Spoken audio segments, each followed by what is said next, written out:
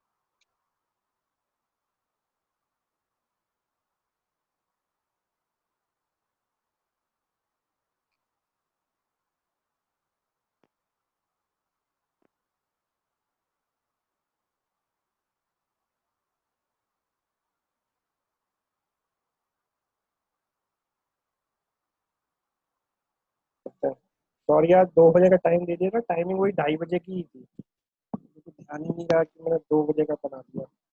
आप लोग 2:30 बजे का ही रहेगा हमेशा सेशन ना। 2 बजे का अगर बाई चांस भी आ भी जाए तो 2:30 बजे, अगर टाइमिंग चेंज होगा तो स्पेशली अलग से इन्फॉर्म किया जाएगा। तो आज के लिए सॉरी, थोड़ा सा मैंने आप गलत कम्युनिकेट हो गया आप लोगों को। चलिए स्टार्ट करते हैं अपन। सब लोगों के पास आप मुझे बताइए बैलेंस शीट्स हैं कि नहीं है, भले ही वो 16-17 या 17-18 दोनों में से कोई सी भी एक की हो, क्योंकि आज का सेशन उस बैलेंस शीट और फिक्स एसेट रजिस्टर से संबंधित है। फिक्स एसेट रजिस्टर, ठीक है। कल हमने एंट्रीज वेंट्रीज वाला पार्ट पूरा कंप्लीट कर लिया था। हमने प्रीपेड एक्सपेंसेस देख लिए थे, ठीक है, और थोड़ा सा डेप्रिसिएशन समझ लिया था। तो अब क्या है, संपत्ति से जो रिलेटेड चीजें हैं ना, उसमें हमें 3-4 चीजें साथ में सोच के समझ के चलनी पड़ेंगी, ठीक है। साथ में सोच के समझ के देखना पड़ता है। जब भी हम संपत्ति की बात करते हैं तो मैंने आपको पहले शुरू में बता दिया कि पहले आपको किस चीज का ध्यान रखना है कि पहले उसकी लागत। सबसे पहला हमने संपत्ति के बारे में क्या सीखा था कि लागत। एक एग्जांपल दिया था जब हमने बहुत बेसिक क्लास की थी कि मान लीजिए कोई गाड़ी नई आई है शोरूम में, आपका मित्र का शोरूम है, वो गाड़ी वो मित्र आप बाकी लोगों को 12 लाख रुपए बेच रहा है और आपको वो स्पेशल डिस्काउंट देके 11 लाख रुपए में दे रहा है। तो आपके लिए उस संपत्ति की लागत कितनी है? वो संपत्ति की लागत आपके लिए 11 लाख है, ना कि 12 लाख रुपए। तो उसे हम बोलते हैं कॉस्ट कॉन्सेप्ट, ठीक है, लागत का कॉन्सेप्ट। हम ये नहीं देखते कि उसकी असल मूल वैल्यू कितनी है, हम ये देखते हैं कि उसकी हमारी प्रति कितनी लागत है। अच्छा, इसी प्रकार हम मान लें कि हम 12 लाख की हमने गाड़ी खरीदी, उस पर हमने कोई और कार करवाया, जैसे हमने स्काई लिफ्ट में देखा था और फायर टेंडर में देखा था, उसमें और कार करके और पैसा खर्चा करके उसे और इस्तेमाल करने लायक बनाया, तो उसको भी हमने लागत में जोड़ लिया था, उसको भी हमने लागत में जोड़ लिया था, ठीक है। तो ये दो दो चीजें देखी हमने। तीसरी चीज हमने क्या देखी थी, कोई निर्माणाधीन संपत्ति होती है तो वो निर्माण जब कंप्लीट हो जाता है तब वो हमारी स्थायी संपत्ति बनती है। तीसरी चीज हमने ये देखी थी, ठीक है। फिर उसके बाद चौथी चीज क्या देखी हमने? चौथी चीज हमने देखी थी डेप्रेसिएशन, ठीक है, मूल्य शरण। किसी भी वस्तु की एक लिमिटेड लाइफ होती है, किस वस्तु को छोड़कर? किस वस्तु को छोड़कर? भूमि को छोड़कर सभी वस्तुओं की एक लिमिटेड लाइफ होती है ना। एक मतलब एक लिमिटेड लाइफ होती है, वो किसी पर्टिकुलर समय तक के लिए होता है। उस लिमिटेड लाइफ के दौरान पे उस वस्तु की पूरी जो वैल्यू है वो क्या हो जाती है? जीरो हो जाती है। वो क्या हो जाती है? जीरो हो जाती है। इसमें हमने एग्जांपल लिया था जैसे मोबाइल फोन, 3 साल बाद अगर वो मोबाइल फोन 0 हो गया, भले आपने 50,000 का लिया, ठीक है, तो उसको क्या हम करेंगे, 3 सालों में बराबर बराबर बांट के हम उसका हानि बुक करेंगे, ठीक है, हमें उसका नुकसान बुक करना पड़ेगा तीनों साल में बराबर बराबर बांट के, ना कि तीसरे साल में जाकर 50,000 रुपए। ठीक है, तो इसी के लिए लाया गया कॉन्सेप्ट क्या, डेप्रिसिएशन। डेप्रिसिएशन में हमने क्या देखा था, डेप्रिसिएशन में हमने देखा था कि जो हमारी वस्तु होती है उसका डेप्रिसिएशन निकालने के लिए दो चीजें हमको चाहिए होती है। क्या चाहिए होती है हमें दो चीजों में, पहली तो उसकी लागत, ये लागत सभी लागतों को मिला के जो उसको इस्तेमाल करने लायक होती है, ठीक है, पहले उसकी लागत 10,000 10 लाख का, और एक उसकी होती है अनुमानित आयु। अनुमानित आयु कहाँ पे दी गई है, अनुमानित आयु दी है Madhya Pradesh municipal accounting manual में। अनुमानित आयु कहाँ दी गई है, Madhya Pradesh municipal accounting manual में। इसमें हमने दो चार कॉन्सेप्ट्स देखे थे, उसे रिकॉल कर लेते हैं, बहुत जरूरी कॉन्सेप्ट्स है, ठीक है। सबसे पहला कॉन्सेप्ट हमने देखा था कि भूमि पर हमारा डेप्रिसिएशन नहीं लगता है, क्या, भूमि पर हमारा डेप्रिसिएशन नहीं लगता है, क्लियर है ये बात, ठीक। चलिए एक और कॉन्सेप्ट था कि जब भी कोई वस्तु अगर 1 अक्टूबर के बाद, 1 अक्टूबर या उसके बाद खरीदते हैं वित्तीय वर्ष में, तो पहले वर्ष में उसमें आधे वर्ष का डेप्रिसिएशन लगता है, आधे वर्ष का मूल चरण लगता है। तो यानी हम उसे कितने साल तक लगाएंगे डेप्रिसिएशन, 11वें साल तक, यानी पहले साल में आधा लगेगा, बाकी के 9 साल में पूरा लगेगा, ठीक है, तो 10 साल हो गए, और 11वें साल में आधा लगेगा। तो उसकी जो लाइफ है वो ये देखा जाता है कि अगर 1 अक्टूबर के बाद है तो पहले साल में केवल आधे वर्ष का डेप्रिसिएशन लगेगा, क्लियर है ये बात, इस बात को अपन ने देख लिया था, ठीक। दूसरी चीज अपन ने देखी थी, कभी भी वस्तु अगर अपनी लाइफ पूरी कर लेती है तो उस वस्तु की वैल्यू 0 नहीं हो सकती, उसकी वैल्यू क्या रहेगी, 1 रुपया। ये एक सांकेतिक तौर पर हमारी बैलेंस शीट में रखने का तरीका है।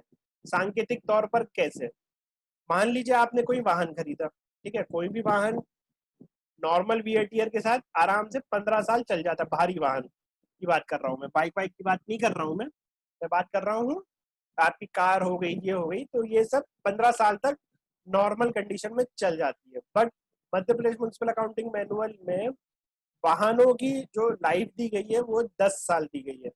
तो अब सोचिए कि 10 साल बाद हमारी बुक्स ऑफ अकाउंट में तो वो 0 हो गई, लेकिन वो वाहन अभी भी चल रहा है, वो वाहन अभी भी चल रहा है, तो कहीं ना कहीं हमें हमारे संपत्ति रजिस्टर में उसका रिकॉर्ड रखना पड़ेगा, अन्यथा वो तो कोई भी चोरी हो जाएगा और कोई भी आके बोल देगा तुम्हारे संपत्ति रजिस्टर में तो है नहीं, तो हमको कैसे पता लगेगा कि ये वाहन तुम्हारे पास है, हमको कैसे पता लगेगा कि ये वाहन हमारे तुम्हारे पास है।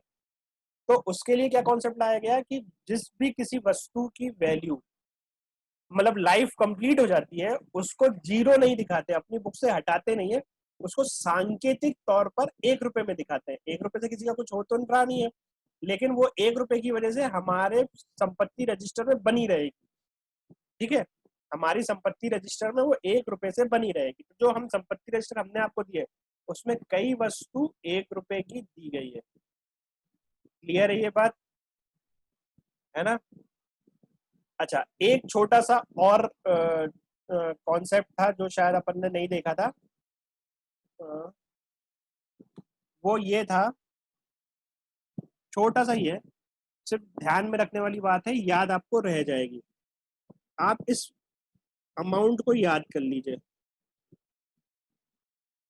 5,000 रुपए, 5,000 रुपए से नीचे की जो वस्तु होती है ना, मान लीजिए 4,990 रुपए की कोई संपत्ति आपने खरीदी, या 4,999 रुपए की कोई संपत्ति खरीदी, तो एमपीएमएम क्या बोलता है इसमें, एमपीएमएम आपको ये बोलता है कि ये संपत्ति आपकी स्थायी संपत्ति नहीं है,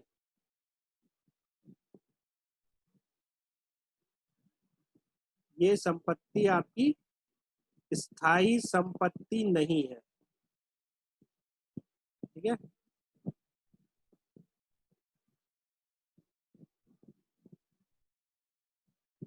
स्थायी संपत्ति नहीं बनाएंगे इसे, इसको आप स्थायी संपत्ति नहीं बनाएंगे। इसको आप क्या मान लेंगे, आप इसको राजस्व खर्चा मान के खत्म करेंगे। आप इसको राजस्व खर्चा मान के खत्म करेंगे। क्लियर ये बात। 5,000 रुपए, 5,000 रुपए से नीचे की वस्तु, ठीक, 5,000 रुपए से नीचे की जो वस्तु होती है उसे हम खर्चा मान के खत्म करेंगे। कहाँ देख रहे थे अपन उसको, एक बार अपन वो रिकॉल और कर ले।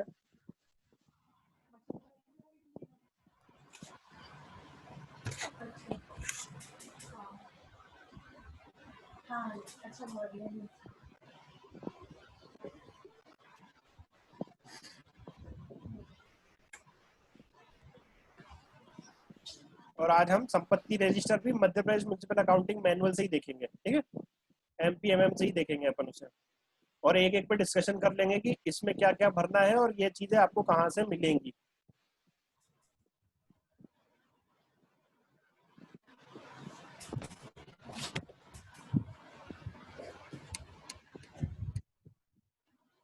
देखिए, ठीक है, संपत्तियों का मूल्यांकन, ये आज हमारा टॉपिक है। इसमें मैंने आपको एक कॉन्सेप्ट और क्या बता दिया। अब इसमें जो मेजर कॉन्सेप्ट है वो ये है, कहाँ गया वो,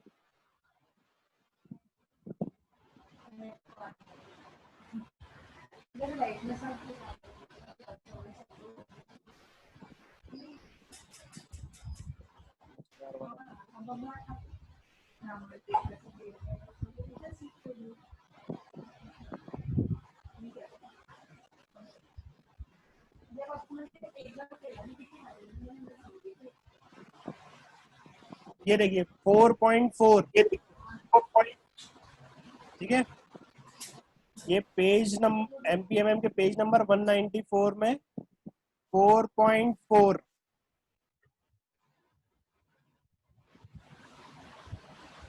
ये देखिए, ये वाला पॉइंट देखिए आप,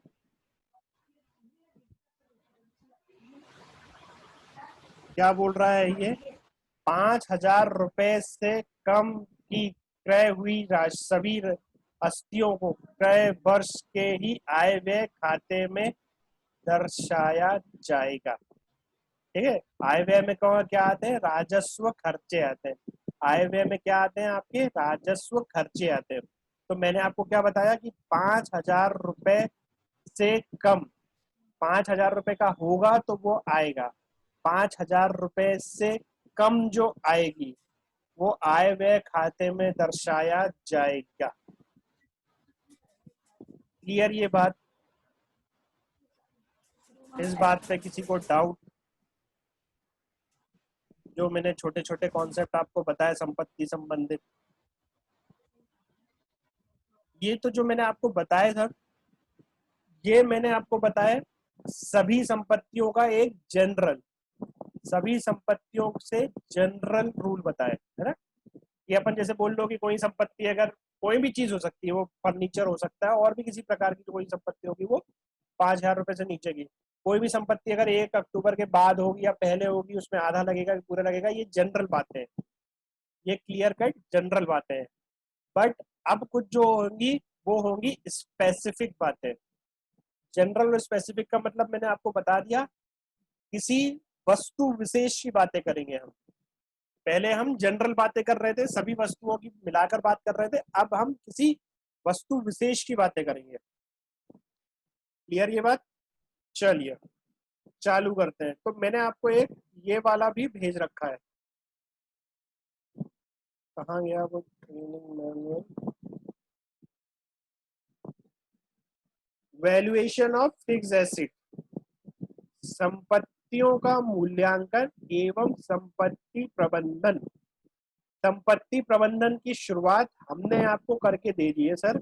हमने आपका एक संपत्ति रजिस्टर तैयार करके दे दिया है जो मार्च 18 तक की स्थिति में कंप्लीट है। ठीक है, 18, 19, 19, 20 हमारे पास नहीं है कार करने का, वो आप लोग अपने लेवल पे उस कार को कर लेंगे तो बहुत अच्छा होगा। तो आपका क्या अपडेट रहेगा डाटा। तो अपन सबसे पहले उससे रिलेटेड कुछ जनरल रूल अपन पढ़ के समझ लेते हैं। ठीक है, स्थायी संपत्ति के आशय से ऐसी संपत्तियां है जिनका उपयोग लंबी अवधि के लिए होता है सर। ठीक है, तथा ये संपत्तियां सेवा प्रदान करने के लिए धारित की जाती है, ना कि नगरीय निकाय के सामान्य कार्यकलापों की पुनर्विक्रय के लिए। इसका कॉन्सेप्ट क्या है? देखिए, वाहन आप खरीद कर लाते हो तो वाहन क्या सेवाएं देने में लगाते हो, कचड़ा उठाने में, कहीं की मरम्मत कराने में, तो आप अपनी सेवाओं में लेते हो। ठीक है, तो वो आपके लिए संपत्ति है। लेकिन जो वाहनों का डीलर है, आप एग्जाम्पल समझिएगा, जो वाहनों का डीलर है तो क्या उसके लिए वाहन संपत्ति होंगे क्या? आप खुद ही सोचिए, क्या जो वाहनों का डीलर है, जो खरीदता है वाहन और बेचता है, भले वो सेकंड हैंड वाला हो चाहे वो कंपनी का सीधा डीलर हो जो नई गाड़ियां खरीद कर बेचता है, तो जो वाहनों का डीलर है तो उसके लिए क्या गाड़ी संपत्ति है क्या? बिल्कुल नहीं है सर। उसके लिए गाड़ी क्या है? उसके लिए गाड़ी स्टॉक है। उसके लिए गाड़ी क्या है? स्कंध है, स्टॉक है, इन्वेंट्री है। ठीक है, जैसे हम लोगों के लिए इन्वेंट्री होती है स्टेशनरी, इलेक्ट्रिकल आइटम, इंजीनियरिंग वाले, वाटर वर्क्स वाले आइटम, वैसे ही उसके लिए वो गाड़ियां भी एक स्टॉक है। हमारे लिए वो संपत्ति है। क्यों? क्योंकि उसका काम क्या है? गाड़ी खरीदना और तुरंत बेच देना। उसका तो स्टॉक ऐसा है कि वो आएगा और अगले महीने बिक जाएगा या अगले दिन बिक जाएगा। लेकिन हम लोग गाड़ी खरीदते हैं उसको लंबे वक्त के लिए अपने बिजनेस में, अपने कार में इस्तेमाल करने के लिए, लंबे वक्त के लिए। ठीक है, तो हमेशा माइंड में रखिएगा कि कोई ऐसी संपत्ति जो हम, अब मान लीजिए आप लोगों ने, आपके यहाँ कोई प्रोग्राम हुआ और आप लोगों के यहाँ साइकिल खरीदी गई। साइकिल भी बंटवाते हैं कभी कभी, कभी कभी कंप्यूटर लैपटॉप भी बंटवाते हैं। अभी एक छोटा सा एग्जांपल समझते हैं। हमने साइकिल खरीदी, अब वो हमें बांटनी है, तो साइकिल खरीद कर हम जब बांटेंगे तो वो हमारी संपत्ति नहीं होगी। ठीक है, वो हमारी संपत्ति नहीं होगी। क्यों? क्योंकि उसका इस्तेमाल हम नहीं कर रहे अपने बिजनेस में। उसका इस्तेमाल हम नहीं कर रहे अपने बिजनेस में।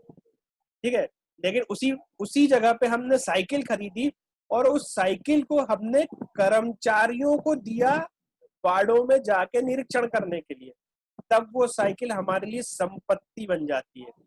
तब वो साइकिल हमारे लिए क्या बन जाती है सर? संपत्ति बन जाती है।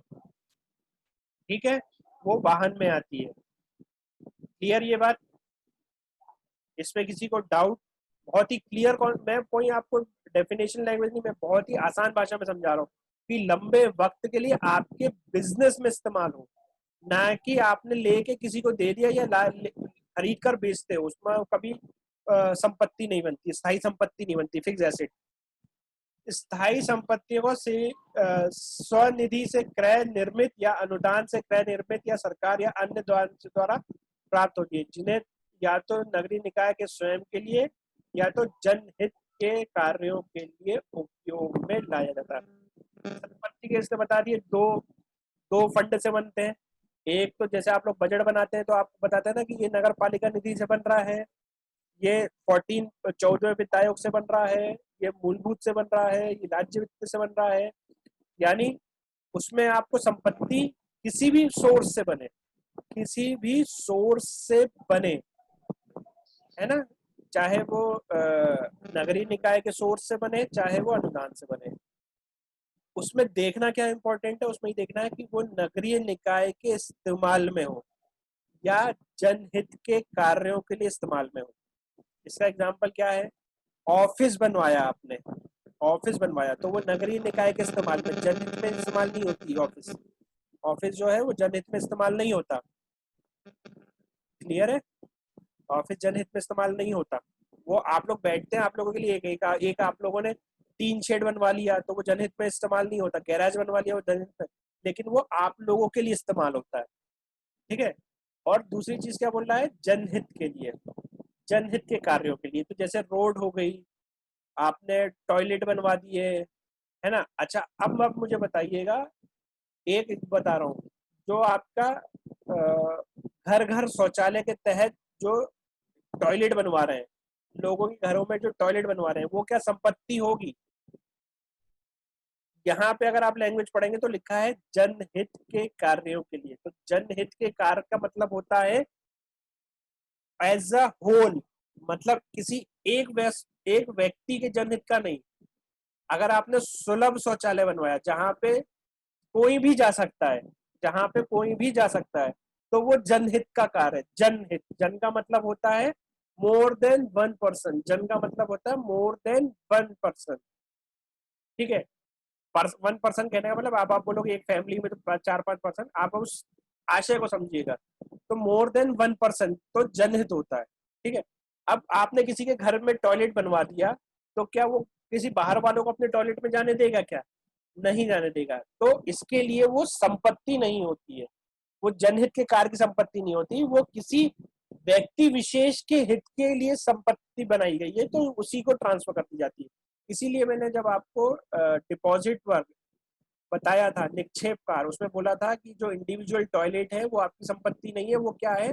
निक्षेप कार है। तो आपको समझ में आ गया मैंने क्यों बोला था? ये सब जो बातें हैं ये Madhya Pradesh municipal accounting manual में विस्तार से लिखी हुई है। मैंने आपको केवल एक शॉर्टकट में समझाया है। इसमें स्थायी संपत्तियों का वर्गीकरण, अधोसंरचनात्मक संपत्ति, वर्गीकरण कहने का मतलब क्लासिफिकेशन, किस किस प्रकार की संपत्ति, जैसे सड़कें, पुल, मलवाहिनी मतलब नालियां, है ना, मतलब चेम्बर्स, नालियां, जलापूर्ति एवं संग्राहक। जलापूर्ति मतलब जो आपकी पाइपलाइन, संग्राहक मतलब वाटर टैंक भी होता है, आपका समफेल भी होता है, और आपका तालाब भी संग्राहकात्मक होता है, तो वो भी आपकी संपत्ति में आता है। पार्क एवं खेल मैदान, पार्क होता है, खेल मैदान होता है, सार्वजनिक प्रकाश व्यवस्था इत्यादि, ये इंफ्रास्ट्रक्चर। अधोसंरचनात्मक का इंग्लिश होता है इंफ्रास्ट्रक्चर, है ना। अधो मतलब जमीन से जुड़ी हुई, जमीन से जुड़ी हुई अति आवश्यक सेवाएं, अति आवश्यक वस्तुएं। ठीक है, एवं अन्य संपत्तियां। अन्य संपत्ति में मतलब क्या हो गया? अन्य संपत्ति में आपका हो गया भूमि, भवन, ठीक है, संयंत्र एवं मशीन। अन्य में मैंने आपको बता दिया, अन्य का मतलब ये है कि जो सीधे सीधे आपको किसी इंफ्रास्ट्रक्चर के तौर पर नहीं दे रही, आपके निजी इस्तेमाल के लिए दे रही है। अब जैसे एक भूमि पड़ी है तो वो निजी यूज में होगी, इंफ्रास्ट्रक्चर नहीं बनता वहां पे। इंफ्रास्ट्रक्चर का मतलब होता है पब्लिक के लिए बेसिक प्रोवाइड कराना, बेसिक्स प्रोवाइड कराना। बेसिक क्या होते हैं? रोड होता है, नाली होती है, ठीक है। रोड किस लिए होता है? लोगों को चलने के लिए होता है। नाली किस लिए होती है? साफ सफाई करवाने के लिए होती है। जलापूर्ति मार्ग के काय के लिए होता है? जल प्रोवाइड कराने। ये बहुत ही बेसिक है। ये संविधान में हर नागरिक को इसका अधिकार दिया गया है, इसका अधिकार दिया गया है, इन सब चीजों का अधिकार दिया गया है। ठीक है, तो ये अन्य में कैसी हो गई? मशीनरी, अब उसको सब्सिडरी यूज करने के लिए, तो ये सब चीजें क्लासिफिकेशन अलग अलग किए गए। ठीक है, अब हमारी कोई संपत्ति बनती है, हमारी कोई संपत्ति बनती है, तो उसका वैल्यूएशन देखो, आप लोगों का कोई भी चीजों की बनती है, तो आप या तो निर्माण कराते हो, या तो आप लोग खरीदते हो, और एक तीसरा फॉर्म होता है या तो आपको वो कहीं से प्राप्त होती है, या तो वो आपको कहीं से प्राप्त होती है। एग्जाम्पल के तौर में देखते हैं, आपके नगर में एक भूमि है, आपके नगर में एक भूमि है, ठीक है, आपकी नगर में एक भूमि। अपन एक एक करके चलते हैं, पहले अपन बात कर लेते हैं, इसमें कहाँ पे दिया हुआ है?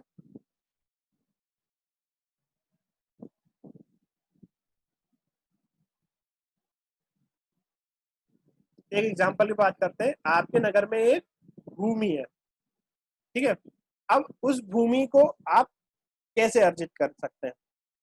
या तो वो भूमि आपको सरकार से दान के स्वरूप मिल जाए, है ना, क्योंकि देखिए इस देखिए जो भूमि का अधिकार है, जो भूमि का अधिकार है, वो भूमि का अधिकार लैंड एक्ट के थ्रू राज्य सरकारों को दिया गया है, राज्य सरकारों को दिया गया है। ठीक है, भूमि का अधिकार राज्य सरकारों को दिया गया है, यानी इस राज्य की जितनी भी भूमि है उसका मालिक कौन है? उसका मालिक है राज्य सरकार है, उसका मालिक है राज्य सरकार है। आप जिस घर में रहते हैं उस घर पे आप जो आपने घर बनाया तो आप बोलोगे मैं तो अपने घर का मालिक हूँ, मैं अपने घर की भूमि का मालिक हूँ। तो सर ये थोड़ा सा गलत होता है। आप जीवन जीवांतर के लिए मालिक नहीं है, आपने सरकार से अधिकार खरीद रखा है, आपने सरकार से अधिकार खरीद रखा है उस भूमि को इस्तेमाल करने का। ठीक है, इसीलिए सरकार जब चाहे आपसे वो भूमि अधिग्रहण कर सकती है। क्लियर है?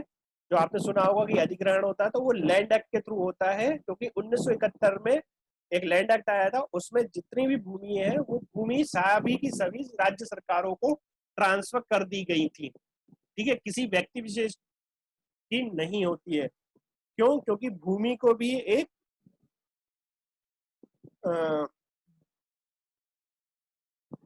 है ना, भूमि को हम एक राज्य धन कहते हैं, राजधन बोलते हैं उसे। ठीक है, वो एक वर्ड है अच्छा सा, वो बोला जाता है बट वो मुझे अभी याद नहीं आ रहा, लेकिन एक तरह से आप समझ लो राज्य धन होता है वो भूमि। तो जब भी अधिग्रहण होता है, जब भी अधिग्रहण होता है तो वो भूमि का मुआवजा आपको देके उसका अधिग्रहण अपने पास कर लेती है, यानी आपको आपको उसने राइट दिया, आपने उसे आप उसने आपको राइट दिया इस्तेमाल करने का। उस राइट के तहत आपको एक राइट मिल गया है कि मैं अब जब तक रहूंगा मैं इस्तेमाल करूंगा, जब भी सरकार को जरूरत पड़ेगी आप उसे मना नहीं कर सकते, आप उस भूमि वापस करने में मना नहीं कर सकते। तो इतनी कहानी क्यों सुनाई? तो भूमि का आपको राइट मिल जाता है, तो राइट मिलना भी एक तरह से आपकी स्थायी संपत्ति बन गई। तो वो राइट कैसे मिल सकता है? या तो आपको सरकार ट्रांसफर कर दे, या आप किसी पर्सनल व्यक्ति से खरीद लीजिए, या तो आप किसी पर्सनल व्यक्ति से खरीद लीजिए। मैंने एक नगर परिषद देखी है हमारे पास ही है, वो शायद बैराड है ना, वो बैराड है शायद। उस बैराड में उन्होंने अपने भवन बनाने के लिए किसी पर्सनल व्यक्ति से भूमि खरीदी है, किसी पर्सनल व्यक्ति से उन्होंने भूमि खरीदी है। एग्जैक्टली मुझे याद नहीं है वो ट्रांजेक्शन का, लेकिन उन्होंने किसी पर्सनल व्यक्ति से वो भूमि खरीदी है। तो या तो आपको राज्य सरकारों से वो भूमि प्राप्त हो सकती है, राज्य सरकार उसके लिए या तो आपसे पैसा वसूल करेगी। मान लो कि आपने दुकान बनाने के लिए सरकार से भूमि मांगी, तो सरकार बोलेगी हम दुकान बनाने के लिए फ्री में नहीं देंगे, हमें तो इतने पैसे चाहिए। तो वो भूमि आपको या तो पैसों पे मिलेगी या अनुदान स्वरूप मिल जाएगी कि भैया चलो ये हमने आपको अनुदान स्वरूप भूमि ट्रांसफर कर दी, आप इसमें कोई जनहितकार करोगे। तीसरी चीज आपकी किसी प्राइवेट व्यक्ति से आपने वो जमीन खरीद ली, आप लोगों के पास अधिकार नहीं है अधिग्रहण करने का, आपको राज्य सरकार को लिख के देना पड़ता है। ठीक है, तो ये हो गई भूमि की बात। तो किसी भी वस्तु को प्राप्त करने के तीन तरीके हैं, या तो आप खरीदिए किसी प्राइवेट व्यक्ति से, या वो आपको सरकार देगी फ्री में, या फिर वो सरकार आपसे कुछ पैसा लेके देगी। तो ये चीजें अपन देखते हैं। पहले अपन देख लें कि वैल्यूएशन जो करना है एसेट का वो इम्पोर्टेंट क्यों है, वो इम्पोर्टेंट क्यों है। ठीक है, तो अपन शुरू से पढ़ लेते हैं। नगरीय निकाय स्थायी की संपत्तियों को दो भागों में विभक्त किया गया है। स्थायी संपत्तियां जिनका विस्तृत विवरण इस अध्याय के पैरा 181 में दिया गया है, और वर्तमान चालू संपत्तियां मैंने आपको सबसे शुरुआत में समझा दिया था। एसेट में दो टाइप की एसेट होती है, एक होती है fix asset, one is fix asset and another is current asset, चालू संपत्ति। तो चालू संपत्ति का आशय किस चीज से होता है वो देख लेते हैं। जैसे हस्तगत नकदी, मतलब कैश इन हैंड, हाथ में जो नगद होता है, शाम को जो आपके पास नगद होता है। बैंक में नकदी, भंडार एवं स्पेयर्स, पूर्व दत्त व्यय, कल ही अपन ने देखा पूर्व दत्त व्यय, प्रीपेड एक्सपेंसेस, ये भी आपकी एक तरह से संपत्ति है, स्थायी नहीं, फिक्स एसेट नहीं, एक एसेट। और फुटकर ऋण प्राप्ति योग निवेशों के, फुटकर ऋण मतलब आपने कोई एडवांस वगैरह दिया हो। निवेशों पर उपार्जित ब्याज, ये भी अपन ने देखा, अपन ने सारे कॉन्सेप्ट देखे, एक्रूड इंटरेस्ट का कॉन्सेप्ट मैंने आपको बताया था। ठीक है, ऋणों और अग्रिमों पर उपार्जित ब्याज निक्षेप कार्यों के लिए प्राप्ति योग्य राशि। ठीक है, प्राप्ति योग्य यानी जो आपके करदाताओं से आपको राशि प्राप्त होने योग्य है। वर्तमान में नगरीय निकाय को लेखे कैश आधारित एकल प्रविष्टि के संधारित किए जाते हैं। सिंगल एंट्री कर रहे हो आप लोग। अंतर्गत चालू संपत्तियों के लिए जो पंजियां अभिलेख संधारित की जाते हैं, परंतु स्थायी संपत्ति के लिए मतलब आप लोग केवल और केवल आप खुद ही सोचिए कि आप लोग किस चीज के लिए अभी आप लोगों के पास से रिकॉर्ड मांगे जाए, तो आप लोगों ने अभी तक किस किस चीज के रिकॉर्ड प्रोवाइड करते हैं।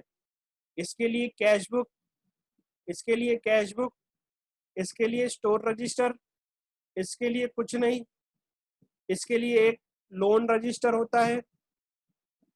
उपार्जित ब्याज कुछ नहीं, उपार्जित ब्याज पे कुछ नहीं करते आप।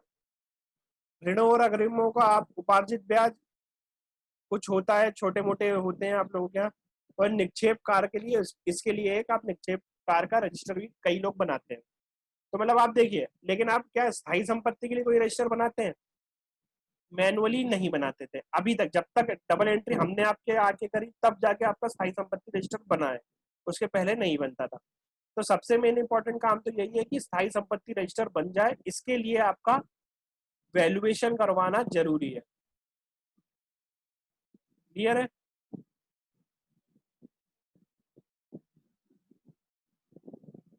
चलो आगे बढ़ते हैं।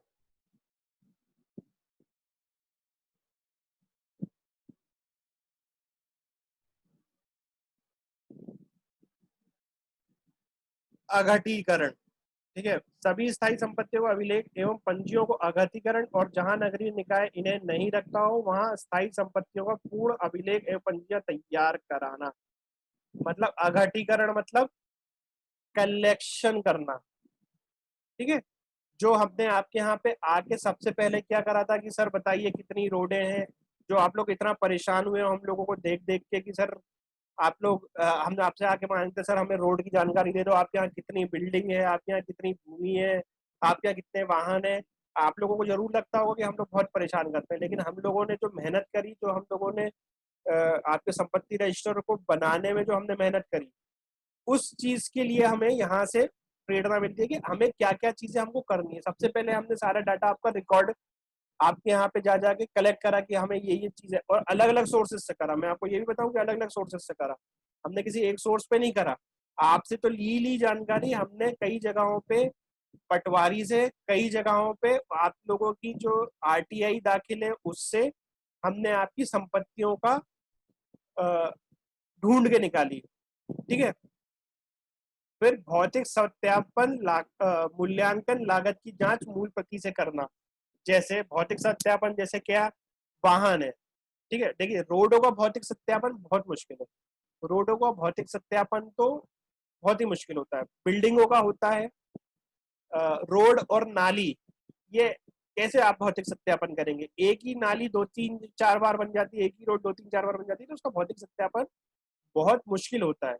लेकिन अब उसके लिए टेक्नोलॉजी यूज करना है, तो उसके लिए आप लोग कौन सी टेक्नोलॉजी अब यूज करने लग गए हो? आपके यहाँ भौतिक सत्यापन चालू हो गया है, लेकिन अभी तक वो केवल प्रॉपर्टी टैक्स पे हुआ है। उसको हम भौतिक सत्यापन को हम बोलते हैं GIS।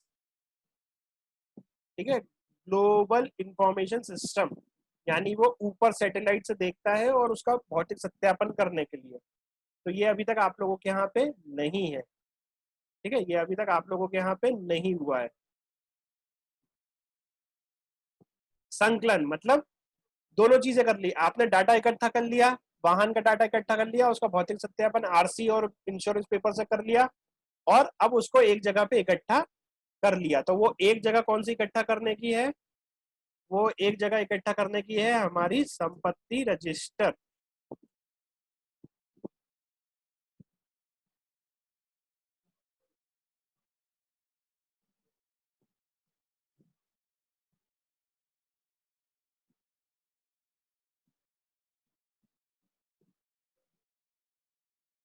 देखिए सर,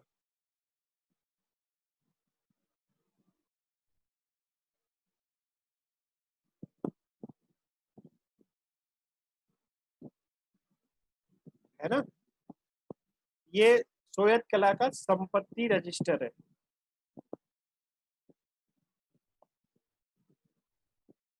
संकलन मतलब एक जगह पे इकट्ठा करके उसका